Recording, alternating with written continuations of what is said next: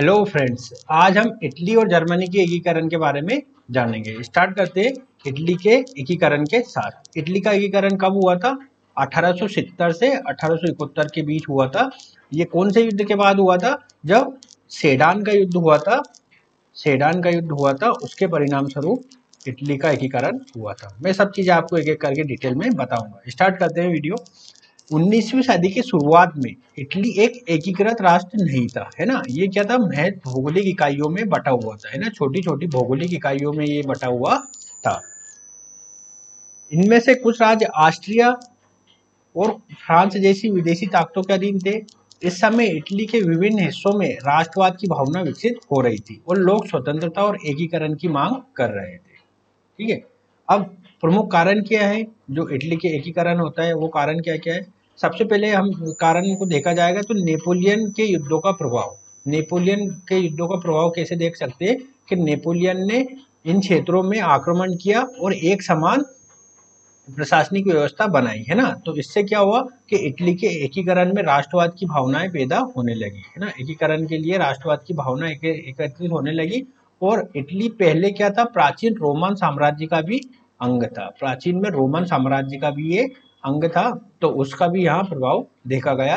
जो इटली के बहुत सारे टुकड़े हो चुके थे, वो सब टुकड़े एक समान भावना रखते थे और प्राचीन रोमन साम्राज्य से अपना जुड़ाव रखते थे।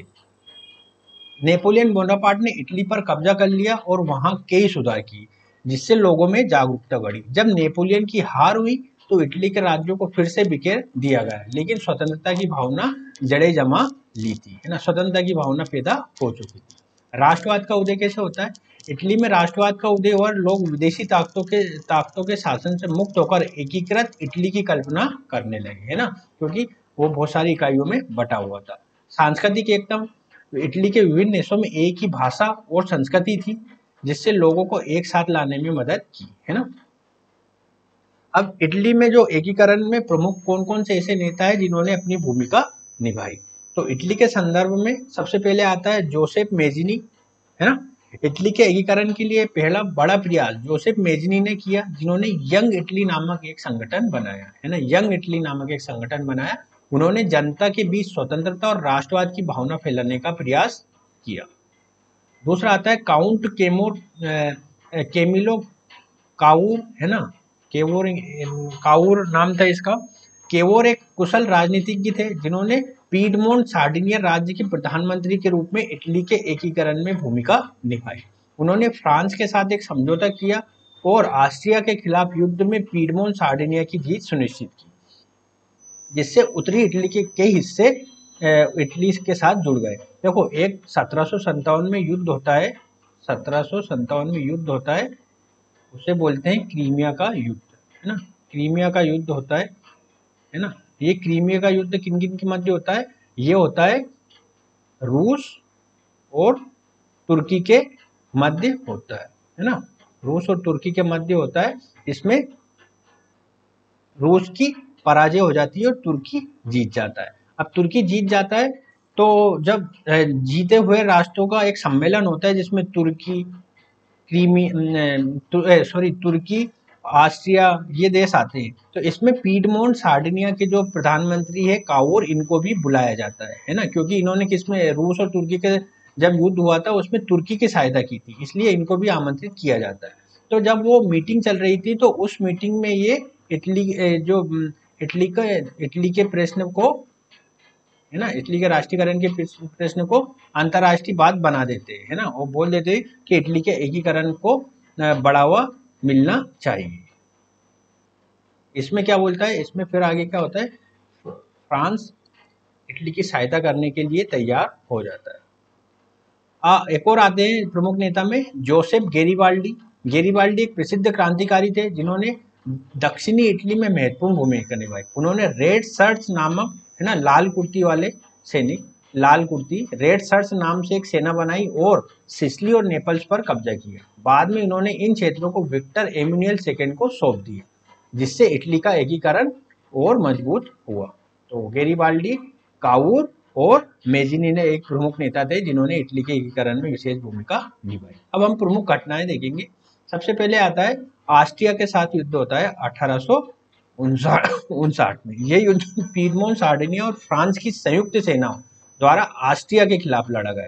देखो ये मैं अभी बता रहा था, पीडमोंट सार्डिनिया की सहायता कौन कर रहा था? फ्रांस कर रहा था, क्योंकि इसके जो प्रधानमंत्री थे काउर, उन्होंने फ्रांस का समर्थन हासिल कर लिया था। अभी दोनों मिलकर ऑस्ट्रिया के खिलाफ युद्ध लड़ते हैं, इसमें ऑस्ट्रिया की हार हो जाती है और उत्तरी इटली के कई राज्य पीडमोंट सार्डिनिया के नियंत्रण में आ जाते हैं, है ना। तो यहाँ से क्या हो जाता है? यहाँ से एकीकरण की शुरुआत मानी जाती है।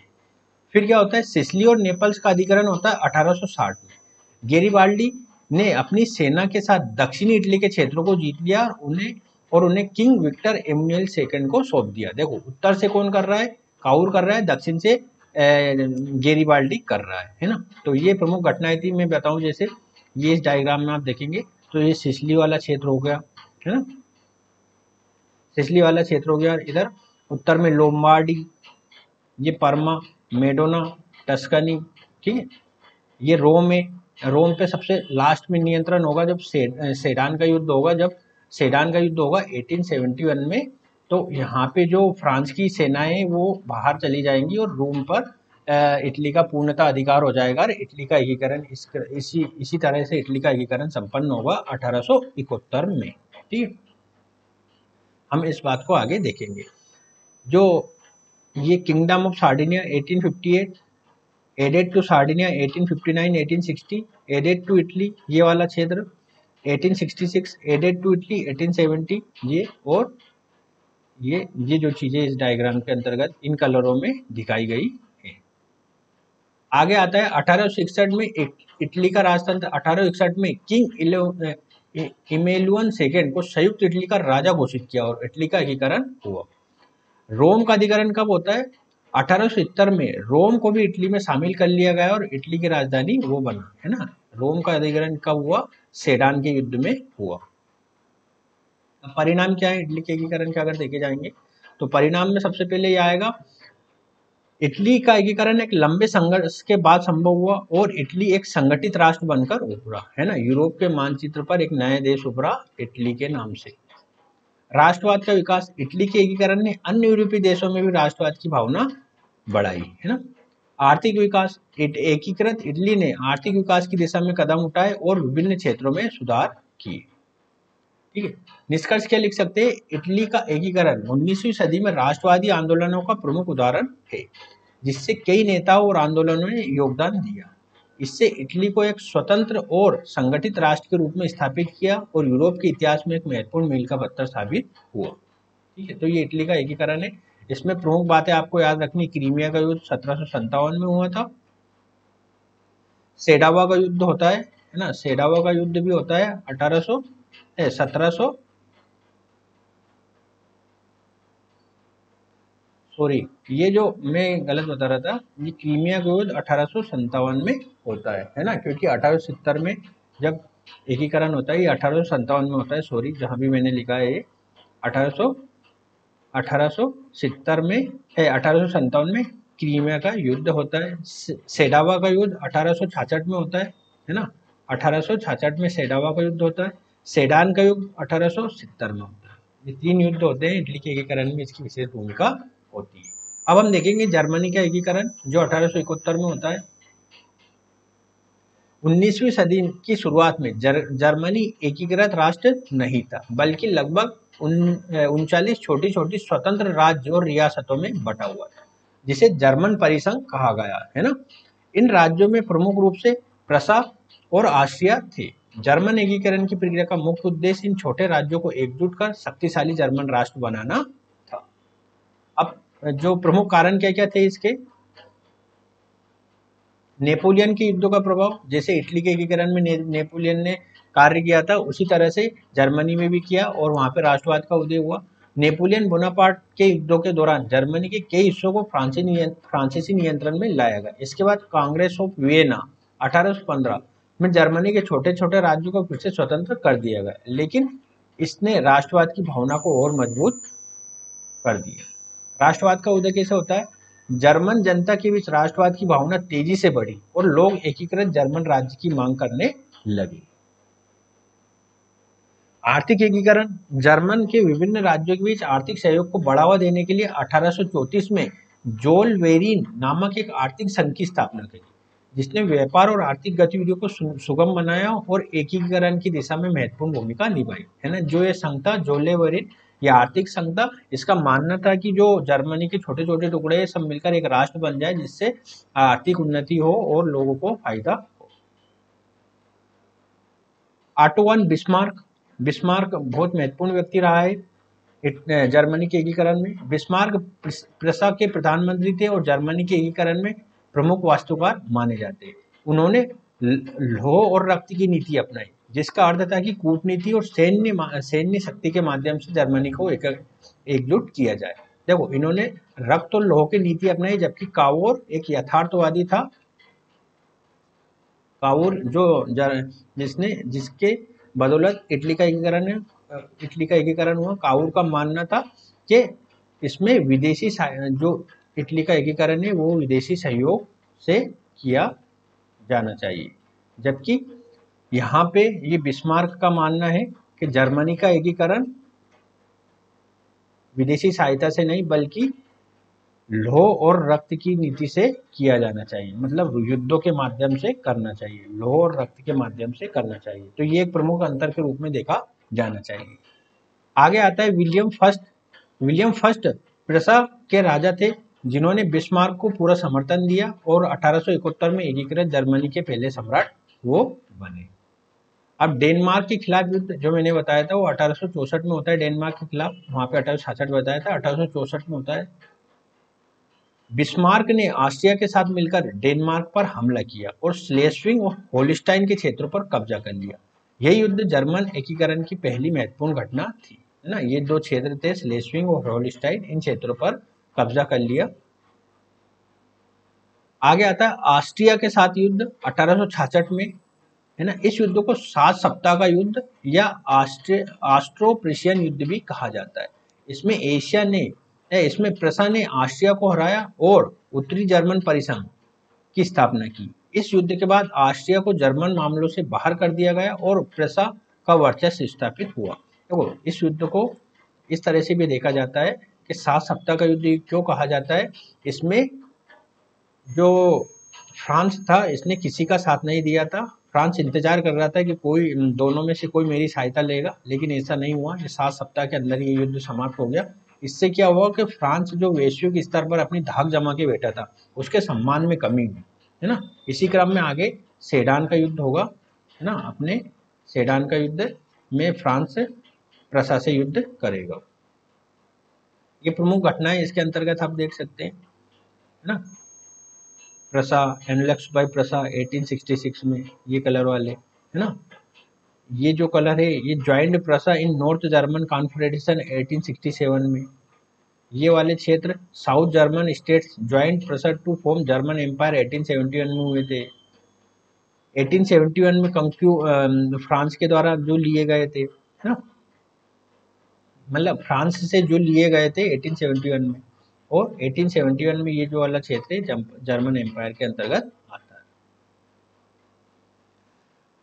फ्रांस के साथ युद्ध 1870-71 में, इस युद्ध को फ्रैंको प्रूसियन युद्ध कहा गया। बिस्मार्क ने फ्रांस के खिलाफ युद्ध छेड़ दिया, जिससे प्रूसिया की विजय हुई। इस युद्ध ने जर्मनी के दक्षिणी राज्यों को प्रूसिया के साथ जुड़ने के लिए प्रेरित किया और एकीकृत जर्मनी की स्थापना हुई। एकीकृत जर्मनी राज्य की स्थापना हुई।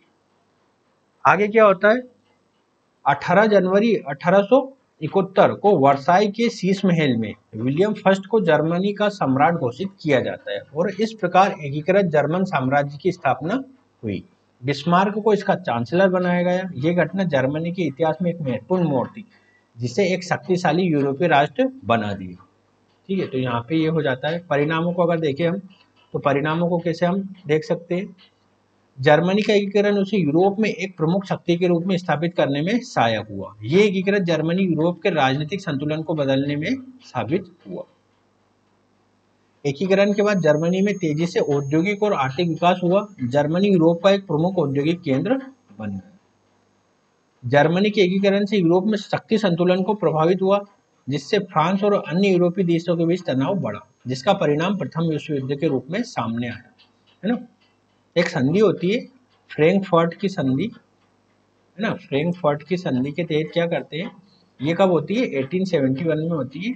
इसमें जो जो फ्रांस का समृद्ध क्षेत्र था, एल्सस लारन, एल्सस लारेन, इस पर जर्मनी अपना नियंत्रण कर लेती है। यानी इस पर, ये कौन किसका क्षेत्र है? ये फ्रांस का क्षेत्र है। इस पर जर्मनी अपना नियंत्रण कर लेती है, क्योंकि जर्मनी जीत जाती है युद्ध में, जर्मनी नियंत्रण कर लेती है। और अपने इस क्षेत्र पे वापस नियंत्रण करने के क्रम में बहुत सारे वाद विवाद होते हैं, कूटनीतियाँ चलती है। बिस्मार्क रहता है, जब तक तो कूटनीति में जर्मनी विजय रहता है, लेकिन बिस्मार्क के बाद आगे जैसे जैसे स्थितियां बदलती जाती है, विश्व युद्ध का आधार तैयार हो जाता है ना। और इसी एल्सस लारेन या फ्रैंकफर्ट की संधि के तहत, फ्रैंकफर्ट संधि के जो प्रावधान थे, इनसे आहत होकर प्रथम विश्व युद्ध प्रारंभ होता है। ठीक है, वो हम प्रथम विश्व युद्ध के बारे में पढ़ेंगे जब मैं बताऊंगा। निष्कर्ष क्या लिख सकते हैं? जर्मनी का एकीकरण एक लंबी और जटिल प्रक्रिया थी, जिसने राष्ट्रवाद, कूटनीति और सैन्य ताकत का महत्वपूर्ण योगदान था। बिस्मार्क के नेतृत्व में क्षमता और उनकी नीतियों ने जर्मनी को एक शक्तिशाली और एकीकृत राष्ट्र बनाने में मुख्य भूमिका निभाई। इस एकीकरण ने यूरोप के इतिहास में गहरा प्रभाव डाला और 20वीं सदी की प्रमुख घटनाओं की नींव रखी, जिसमें प्रथम विश्व युद्ध को सर्वप्रथम माना जाता है। अब एक यूपीएससी के लेवल का प्रश्न आता है कि इटली और जर्मनी के एकीकरण की तुलना कीजिए, है ना। एकीकरण की तुलना आप जैसे ये 150 मार्क्स में लिख सकते हैं, ये 250 में भी लिख सकते हैं। इसमें दो तरह से आपको तुलना करनी है, एक तो समानताएं बतानी है ना, इटली और जर्मनी के एकीकरण में क्या क्या समानताएं थी, और एक असमानताएं बतानी है ना? असमानताएं बतानी। समानता में आप क्या बोल सकते हैं? फ्रांस की क्रांति का प्रभाव था, है ना, फ्रांस की क्रांति का प्रभाव था। समानता को अगर बोले तो फ्रांस की क्रांति का प्रभाव था दोनों में, है ना। नेपोलियन ने जो साम्राज्यवादी विस्तार किया था और आर्थिक, सामाजिक, राजनीतिक जो उन्होंने नियम कानून लगाए थे, वो इनके एकीकरण को बल प्रदान कर रहे थे। ठीक है। और समानता में और ये अगर देखा जाए तो विभिन्न क्षेत्रों में इनकी संस्कृति एक ही थी, है ना। जैसे इटली के क्षेत्र जो भी टूटे हुए थे, वो इटली के प्राचीन सभ्यता के तत्व थे। जर्मनी में भी जर्मन भाषा के तत्व मौजूद थे जो टुकड़े बने हुए थे। तो समानता के तत्व ये देख सकते हैं। असमानता के तत्वों को अगर देखा जाए तो असमानता के तत्वों में ये था कि जो इटली का एकीकरण हुआ वो यथार्थवाद अर्थात विदेशी ताकतों की सहायता से हुआ, विदेशी ताकतों की सहायता से हुआ। जबकि जर्मनी का अगर एकीकरण देखें तो वो रक्त और लौह की नीति के हिसाब से हुआ, रक्त और लौह अर्थात युद्धों के माध्यम से हुआ, है ना, युद्धों के माध्यम से हुआ, है ना। और इस तरह से आप पॉइंट्स बना बना के 150 शब्दों में आराम से ये तुलना कर सकते हैं। ठीक है, निष्कर्ष